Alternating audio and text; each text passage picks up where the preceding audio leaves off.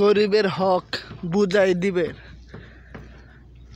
আমাদের নবীজি বলে দিয়েছে যে মাথার ঘাম শুকিয়ে গেলে তার টাকা তাকে বুঝিয়ে দেওয়ার দরকার। আর আপনারা গরিবের টাকা মাইরা বড়লোক দিয়ে হয়ে যান, প্রচুর টাকা কামান। গরিবের টাকা দিয়ে বড়লোক হইতে পারবেন না, এটা দুনিয়ার নিয়ম না। তার মাথার ঘাম পানি শুকিয়ে যাবে, আপনার যন্ত্রণ টাকা দিয়ে তার বুঝিয়ে দিবেন তার হক। গাড়ি ঘোড়া দেখে সাবধানে চলবেন। পাকিস্তানি গাড়ি চালাতে গেলে সমস্যা, ড্রাইভিং করতে পারে না ঠিক মতে, তাই সাবধান।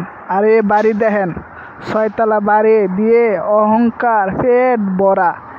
তার জীবনে টাকা প্রচুর টাকা কামাইছে, তার ভিতরে